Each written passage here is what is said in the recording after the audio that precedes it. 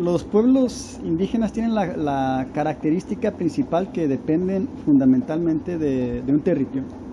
Y un territorio en una cuestión de concepto que no es un concepto agrario, no es un espacio delimitado por una cartografía, sino es un espacio delimitado por una cosmovisión de todo lo que ellos requieren para hacer posible su vida colectiva, sean recursos naturales, sea tierra, sea cultura, sea tradición, sea espiritualidad.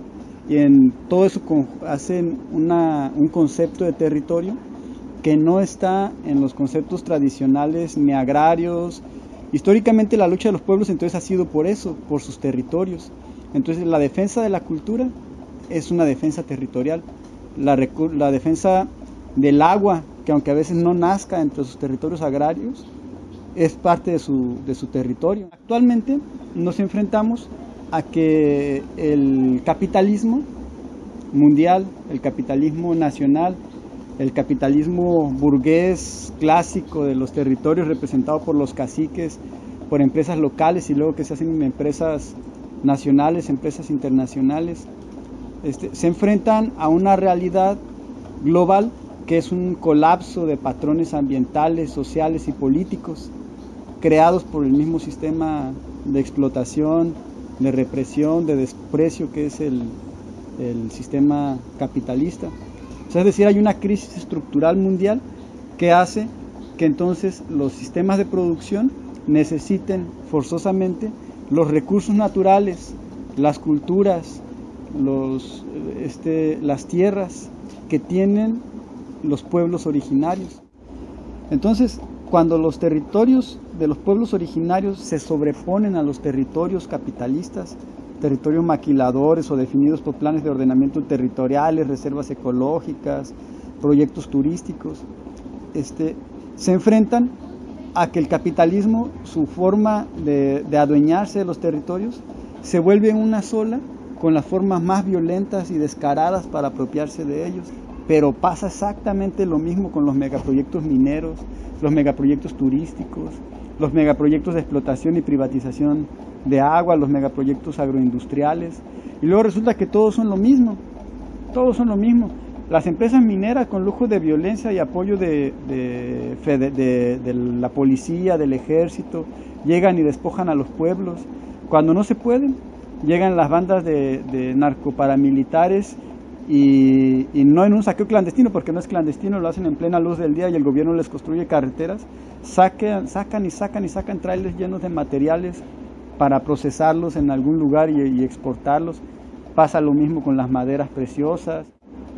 Y todo eso se junta en la lucha de los pueblos, reivindicándose ya entonces no únicamente como pueblos campesinos, como pueblos agrarios, no como ejidos, no como comunidades, no como pequeñas propiedades, sino que entonces la lucha de los pueblos por la propia naturaleza en todo el país, es la misma lógica, se están desarrollando como pueblos originarios, como una reconstitución de los pueblos.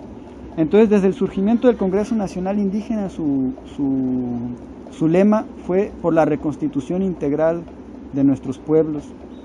Entonces, la reconstitución integral de nuestros pueblos implica necesariamente una reivindicación como pueblos para reconstruir lo que el Estado, lo que los capitalistas han estado haciendo y haciéndolo de una manera cada vez más violenta, cada vez más agresiva. Ante esa crisis planetaria, entonces lo urgente es apropiarse de lo que queda, porque ahí está la única capacidad de sostenimiento de un sistema de producción mundial, de un sistema económico mundial. Lo poquito que queda para que ellos puedan seguir sosteniendo ese sistema está en los pueblos originarios y en los pueblos campesinos. Se está caminando hacia allá y por la propia necesidad.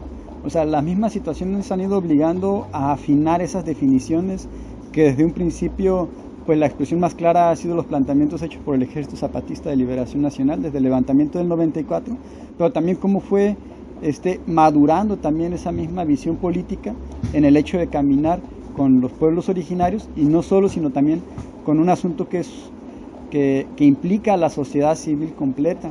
Entonces, la posibilidad de los pueblos de ir construyendo su lucha ha sido justo en aprender esas cosas, o sea, en recoger todas esas experiencias y en convertirlas en aprendizajes colectivos que se puedan materializar en asambleas comunitarias, en medidas de resistencia, en la construcción de nuevos esquemas de gobierno propios, de formas de seguridad comunitaria, de autogobiernos, de estatutos comunales, de leyes internas, de recuperación del territorio. Entonces, el que los pueblos sigan luchando por sus tierras, aún en contra de las reivindicaciones políticas, económicas, legaloides que tiene el Estado, entonces eso significa ir aprendiendo.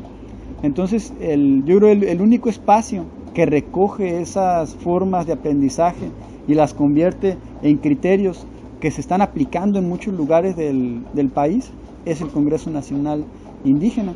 Entonces, esa es justo la visión y justo lo que plantea la convocatoria al quinto Congreso Nacional Indígena que se va a realizar en octubre en el contexto de la celebración del 20 aniversario de la fundación del CNI.